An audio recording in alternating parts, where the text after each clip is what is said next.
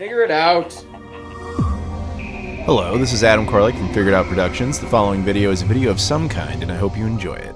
Hey guys, it's Adam here, and welcome to PlayLoad. This is all my video game pickups for the month of August 2020.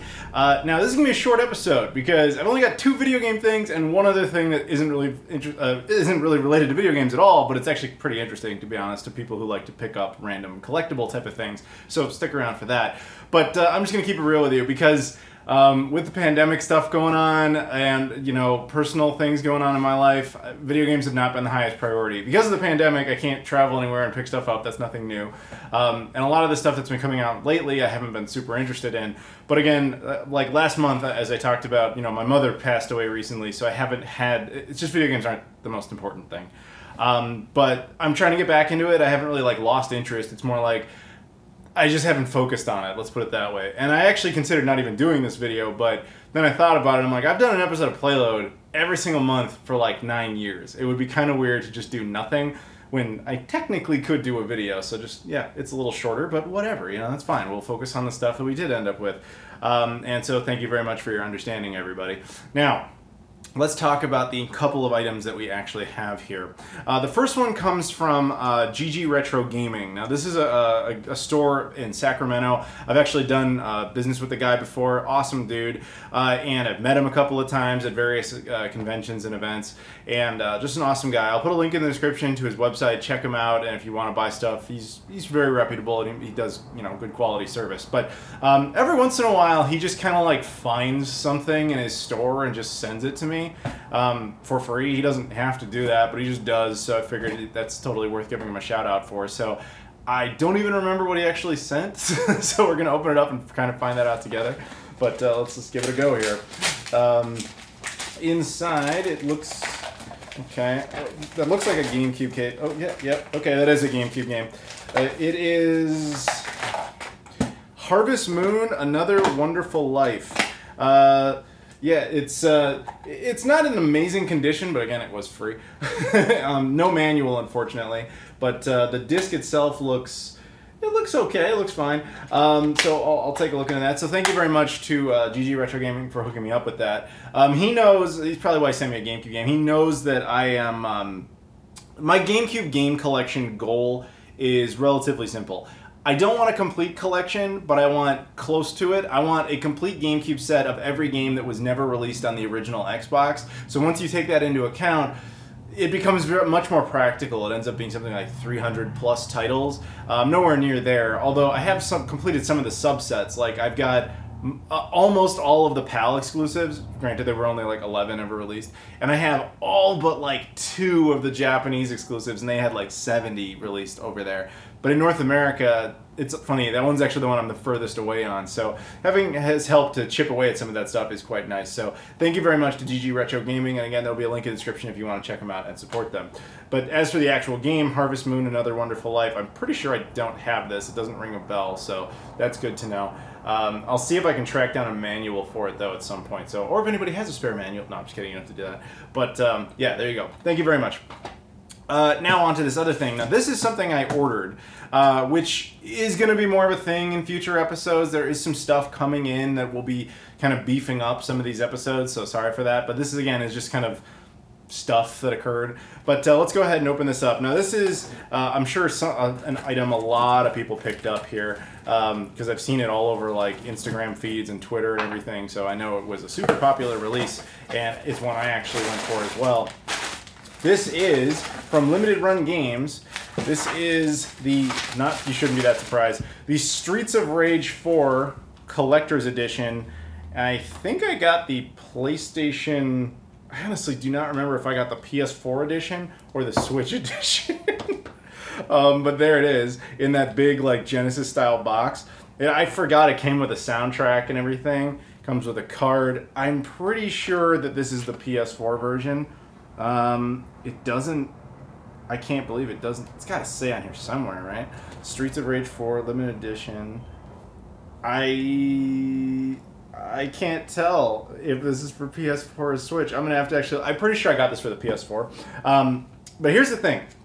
I might actually keep this sealed like this, which is not really my nature. But the reason I might do that is when this was up for pre-order, it was not announced that there was going to be a physical Xbox One edition, and to be honest, that's kind of the way I'd rather have it. So I pre-ordered this so long ago that I kind of forgot what I even got.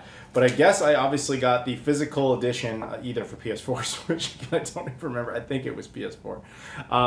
You know, if that's the case, then I can just hang on to that and eventually get the Xbox One version, because it's actually a relatively cheap title. It's like $35 from the get-go. I still have access to a Best Buy Gamers Club Unlocked account, so yeah, it's not that big of a deal. But with this game in particular, the cool thing is I actually did play this at an event in PAX South in San Antonio, Texas this year, right before all the pandemic stuff really started. So I got to talk to the developers and everything, and their position on the matter was like, this is the real successor to Streets of Rage 2. Like, Streets of Rage 3 happened, obviously, but Streets of Rage 3 was kind of the weirder one that took the franchise in a different direction, and they kind of wanted to bring it back to its core. And from what I played and from all accounts online, everybody's like, yeah, they crushed it. Actually, let's take a look here. I have the other Streets of Rage games here on the Genesis or Mega Drive. So if you compare them like that, the box is obviously substantially bigger.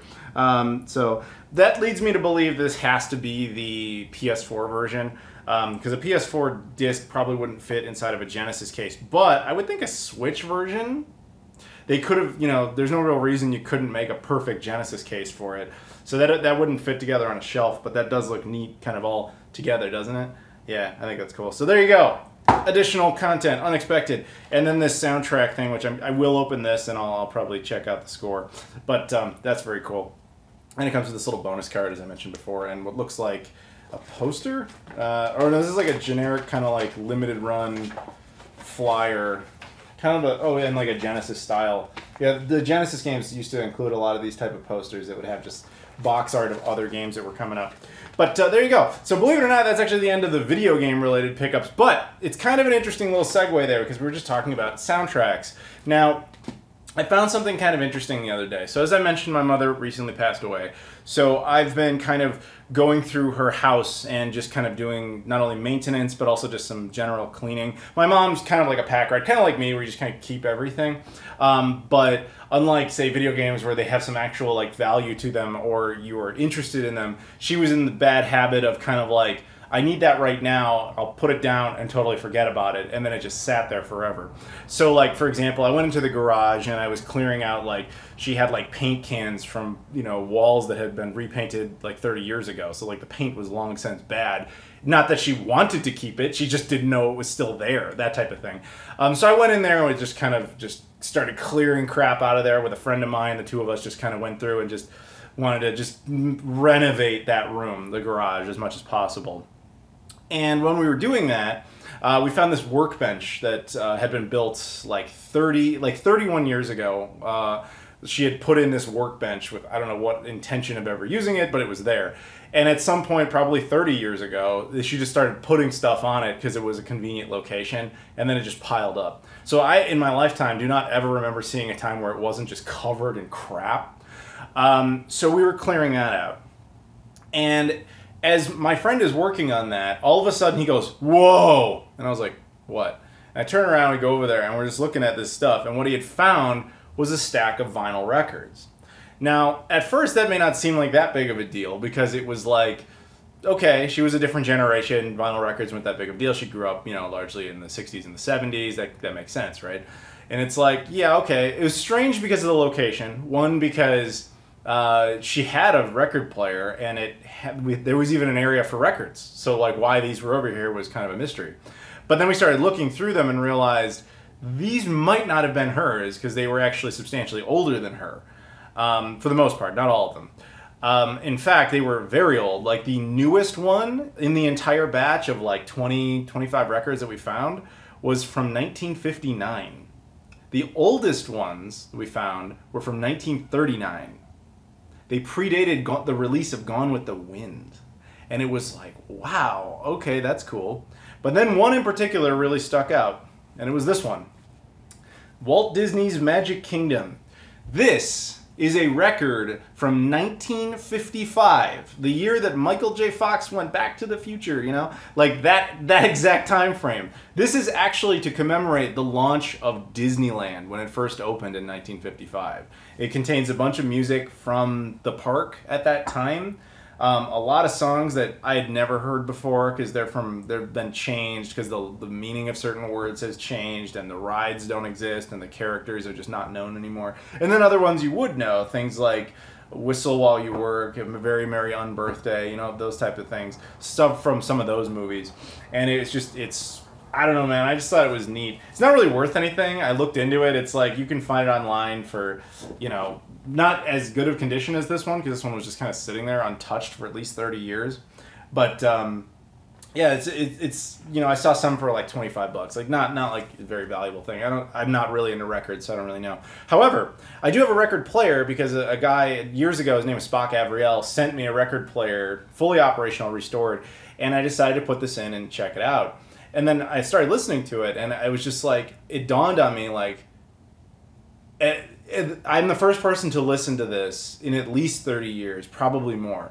Because it came out in 1955. My mom would have been 10, 12, something like that, around then. If that, no, she would have been more like 8 or 9. So she probably got it as a little kid as like a gift, and then who knows if she outgrew it, and then just sat in like my grandmother's house for who knows how long, and it just sat and sat and sat. So there's a possibility that I was the first person to listen to this record in like 60 years. That was the first time it was even turned on. And it's one of those kind of like weird, humbling, strange moments. Not just because it was like connected to my mother or anything like that, but just even if it wasn't, just the fact that you can find something like this that's that old, that still functions just no problem.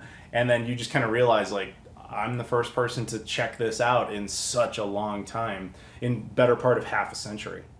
And then again, there's those 1939 ones, which I haven't tried out yet, but I'm thinking like, that would be weird, because those probably belong to my grandparents, you know? But again, I know this has nothing to do with video games, but I thought you guys would just kind of appreciate something that's like old and bizarre like this. And as I said, there are other ones. This one was just the one that caught my attention, because it was actually like characters and things that I was familiar with, as opposed to a lot of these random bands from that era that I've never heard of because I'm not really a music guy. But yeah, that'll about do it there. This is a time when Mickey Mouse had eyebrows. It's bizarre. But yeah, that's it. Thank you very much for watching, everybody. If you guys could leave a like, comment, and subscribe, I appreciate that as well. Check out all the social media stuff in the description. Thank you very much to GG Retro Gaming for hooking me up with that. Thank you guys very much for watching, and I'll see you all later.